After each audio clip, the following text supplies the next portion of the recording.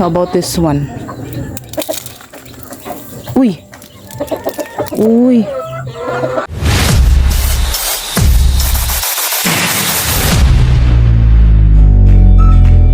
Hello everyone! Welcome and welcome back to our channel. So for today's video ay meron akong good news. At yun ang aasikasuhin natin ngayong umagang ito. So tara, samahan nyo. Let's go!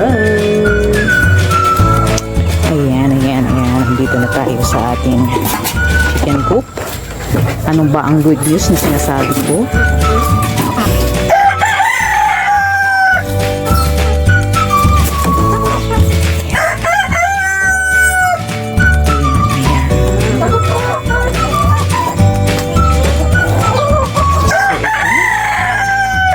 Ito lang naman yun guys.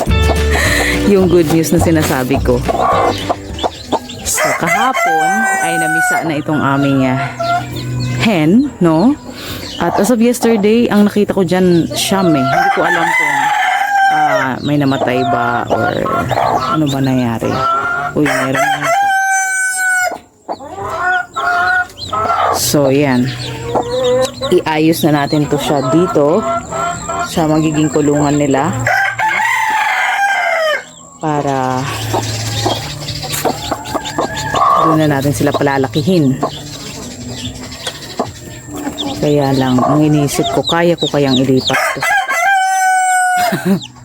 Kaya ko kayang ilipat dahil ano to eh, nangangagat.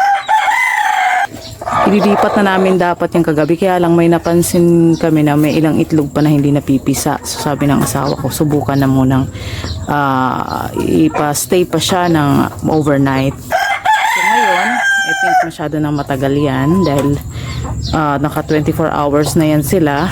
So kailangan na silang pakainin, no? Ay lilipat na natin. Ano ba natin isi-set up to? Halika na.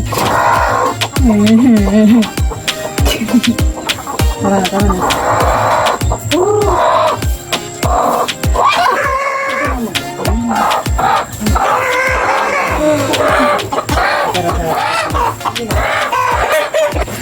Ayan. Nakakatuwa naman kasi akala ko it will be hard for me, no? Akala ko masyadong magiging mahirap para sa akin ang paglipat sa kanya. Kadalasan kasi noong paman, asawa ko talagang naglilipat ng inahin sa kulungan dahil natatakot ako. Nanunuka kasi yon, pero ngayon naglakas loob ako kasi gusto ko nang i-vlog ito. Ayan. So, kailan siya? 1, 2, 3 1, 2, 3, 4, 5, 6, 7. Alam ko siyam na to eh. Meron dito nagtatago sa likod. Ay. Oh, hige. Sige. Ayan. Oh, 8. Ito. Dito. Ba't ka kasi sumuot dyan? 8. Ay. Dito ka. Maiipit ka dyan. 8. Ayan. So, 9 na nga. Hindi na nga sila nadagdagan pa. No? Hindi na dagdagan. So ilan ang hindi na pisa? Ito 3. Hindi na pisa yung isang Rhode Island at I think ito din yung isa sa malaki. Bugok na nga siya, no? Ito yung Rhode Island to na egg, hindi na pisa. Pero nakikita ko meron tayong napisa na 3. Ayan o, 1, 2, 3. No? 3. Kitang-kita mo yung yung cheek ng Rhode Island. So, di ba no? Brown na may pagka-red. Ito must be anak to ng native. Ito, hindi ko sure. Kasi halo na ang ginawa ko dyan eh. May hinalo ako dyan na malaki. I suspect ito yung isa doon.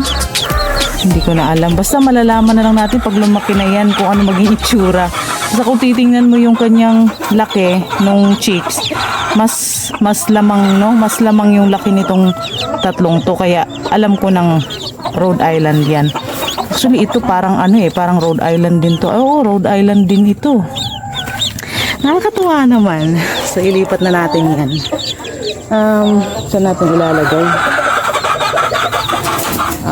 Sige, ano na lang natin. Ganyanan natin. No?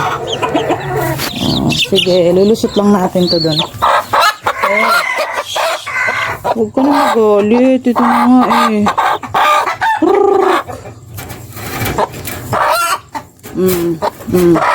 Yan na, o diba? Saglit lang, kukunin pa natin ito. Yay, ang saya-saya ko. You know what? Bago matapos yung taon natin kahapon, no? Ay pinabaunan tayo ng good news. Pinabaunan tayo ng blessing. At ito na sila ngayon. Today is January 1, 2026. At very successful ang ating eksperimento. Okay? So, akala ko, hindi na ako hopeful talaga nung pinalimliman ko yan. Iniisip ko kasi baka mabubugok lang. Pero kita nyo naman, binigyan tayo ng siyam, no? Siyam na sisiw. Nakakatuwa. Ay, nakakatuwa talaga. Yung kabila, hindi ko pa alam kung magiging successful din yun. Kasi ineksperimentohan din natin yun. Wait lang, kawawa naman ito. Siyam. Yan. Itang ha, bibigyan kitang pagkain ko. Siyam, no? Tapos, meron tayo na bugok na itlog. Ano kaya ito? Bugok nga kaya ito? Una huli lang. Hindi, bugok na rin talaga. Ayan o. Umaalog-alog na. Bugok. Ito, bugok. How about this one? Uy! Hala, meron siya dapat. Kaya lang hindi siya nakawala. 10 pala dapat yun. Kaya lang na ano siya. Na-stuck yung isa.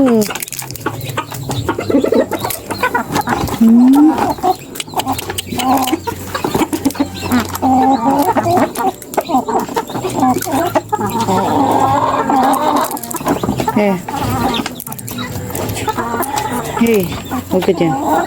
Tingnan natin kung ano nangyari dito. Kung buhay pa ba talaga to. Hala, sayang. Buhay, ano siya, kompleto siya, oh. Kaya lang wala, hindi para sa atin. Ganun lang talaga yun. Pero kung titingnan mo, kompleto siya. Natabunan kasi yung kanyang yung shell niya, yung shell niya natabunan ng iba pang shell, no? So kaya nahirapan siyang makalabas. I think buhay talaga ito dapat. Yan, namatay na lang dahil na-suffocate. Okay, so anyway, dyan muna siya, no? Ayan, so bali 3 ang hindi successful na na-hatch. May siyam tayo successful. So, hindi na masama, no? Hindi na masama. Ngayon, bigyan natin to ng pagkain. Ayan, sige. Sige nga, dito na. Sige.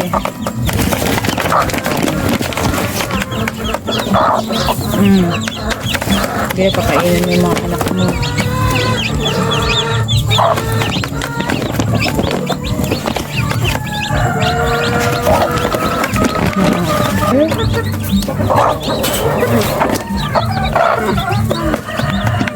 Ubig niya, no?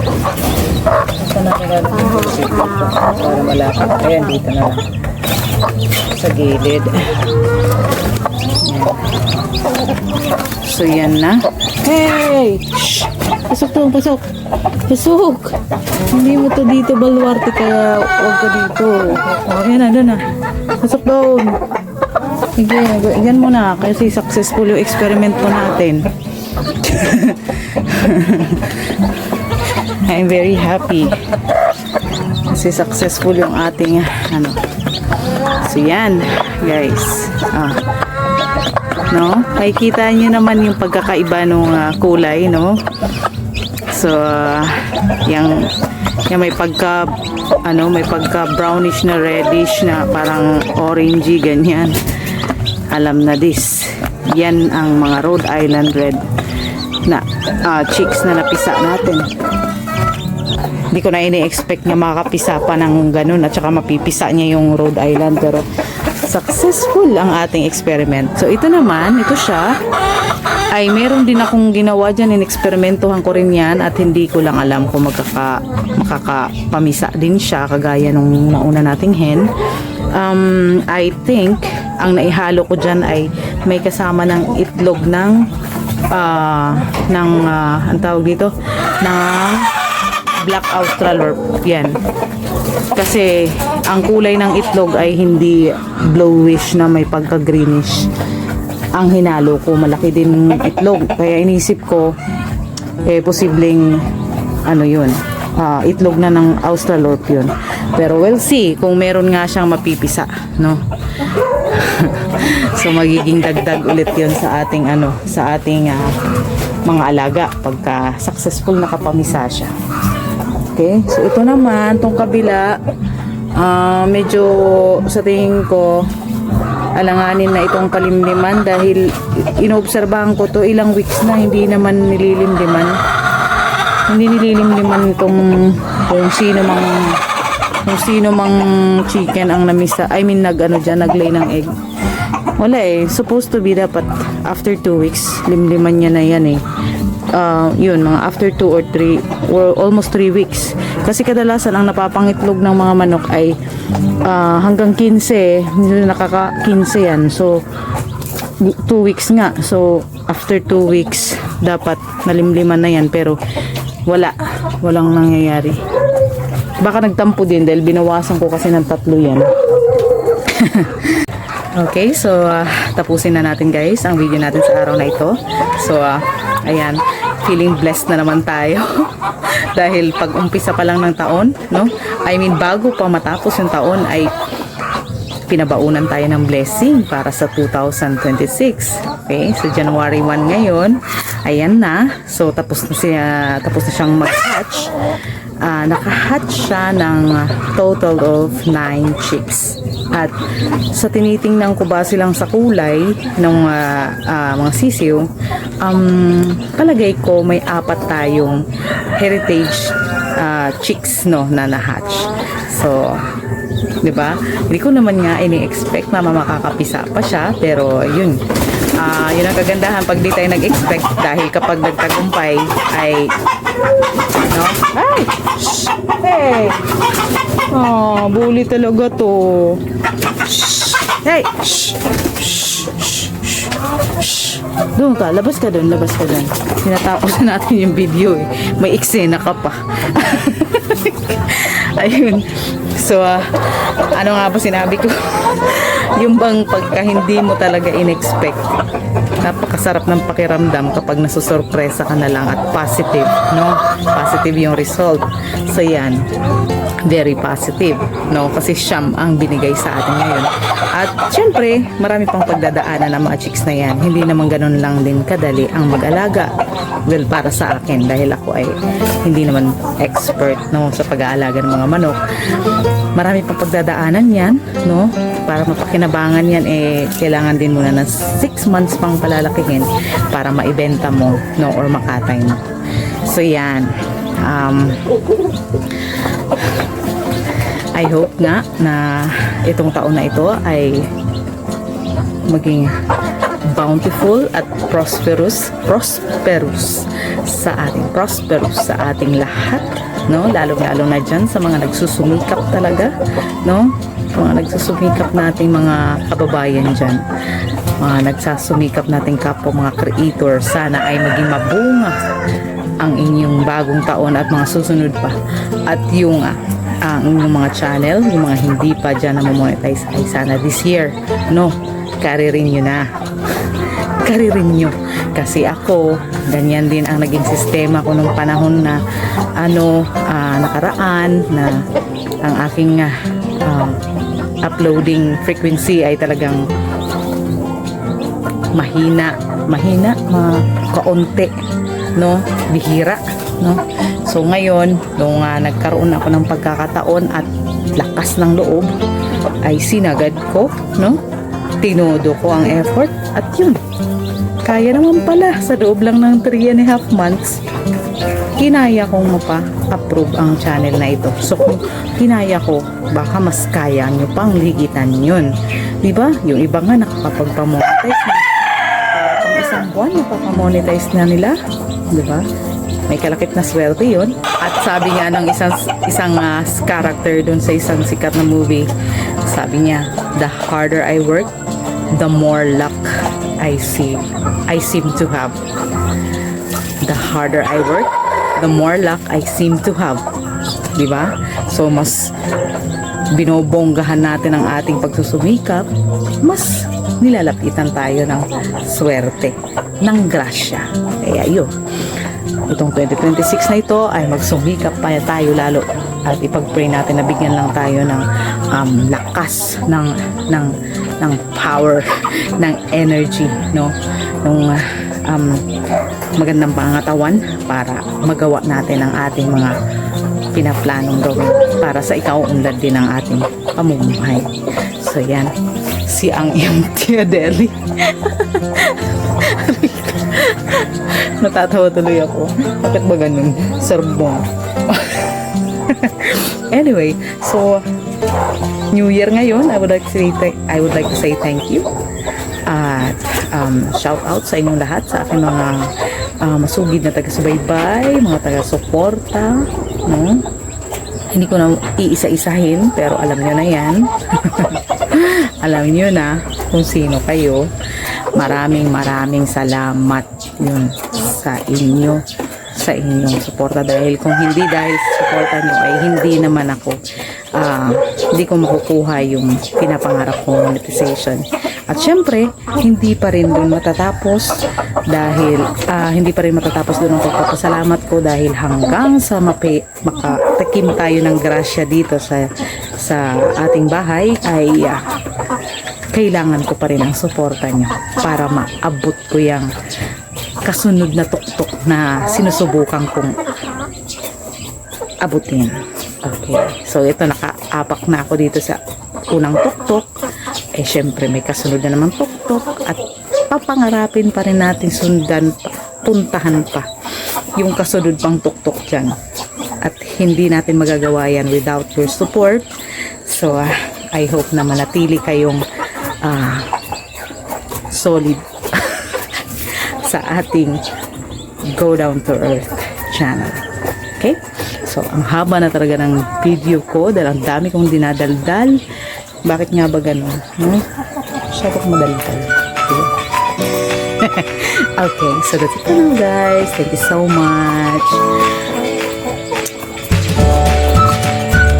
By supporting your channel, yan na yung bago natin, yan na yung bago nating yung pangwakas na.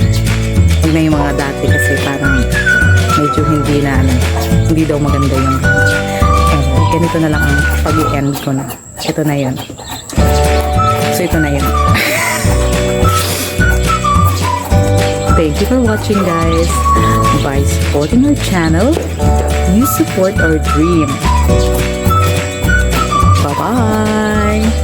Let's grow. So, yan na yun. Yun na talaga yun. Okay,